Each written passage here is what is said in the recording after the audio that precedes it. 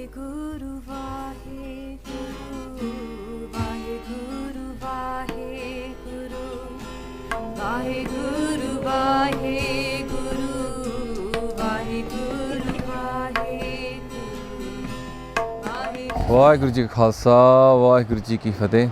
So again, I'm in the mountains, not far from Yuba City. Maharaj Ji Kirpa, come on the US tour.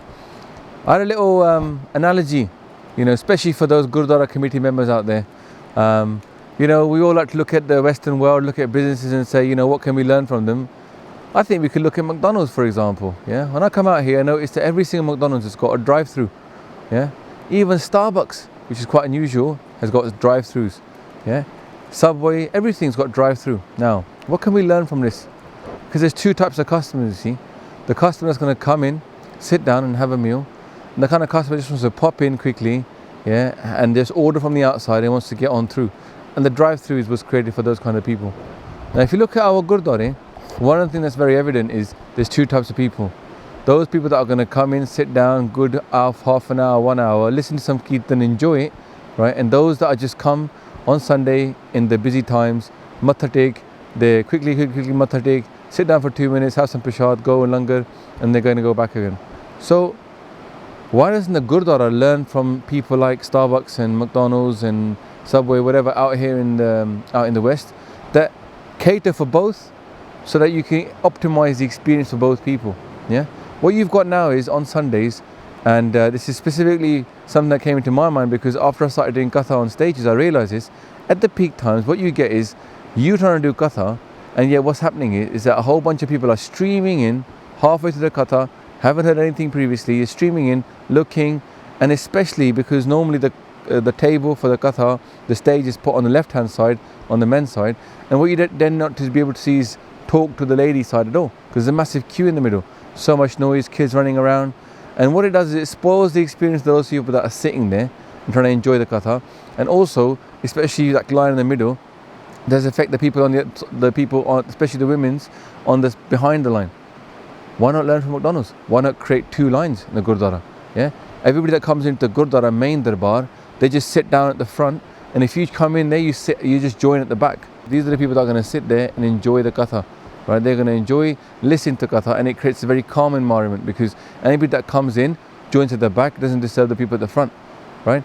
At the same time, want to have a line at the side next to Maharaj. Those people that want to come matha take, want to just go around on the left, not in the main darbar, maybe on the outside of the main darbar. They have an entrance to the side. They come in, they matha take.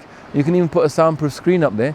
They can matha take, they can just say their respects to Guru Maharaj, and they can go back out again, right? And they can go on about their normal business.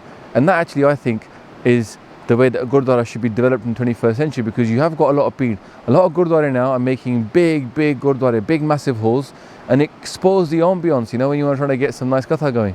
Now, I think the reason really is no one ever asks Kathawachiks or Kirtanis, okay, when they're constructing Gurdwara. It's kind of like trying to make a school without talking to teachers. Like how big should a classroom be? What's the optimum classroom size? How can you get the students to concentrate and not get disturbed? Imagine a lecturer, if they had a massive lecture hall with hundreds of people sitting there, would they allow the new students coming in to come right to the front and pick up the lecture notes and go and sit right at the back again? No, they wouldn't. They would say the notes are at the back. If you come in late, you just quickly slide in, sit at the back, don't disturb the people at the front who are concentrating. Yeah. So the problem is the Gurdwara committee members nowadays aren't actually doing Katha, they're not doing Kirtan, they don't talk to people that are involved in that, they don't take the advice and make something which is designed to get the Gurdwara to have the optimal experience to spiritually enlighten someone. The Gurdwara is not trying to enlighten you most of the time. What they're trying to do is get people to come in and make sure they get to the front. Because what's at the front? Not Guru Granth Sahib Ji, but the Golak. Obviously Guru Granth Sahib Ji there, but you can pay respects to Guru Granth Sahib Ji from the back or from the side. You don't have to queue up to matha take at the front. The reason they want you to matha take at the front is because of the Golak. And I think the Gurdwara committees could learn a lot from people like Starbucks, etc. Make two Golaks, make one at the side in the main entrance. The people that are going to come and listen, they're going to give money anyway.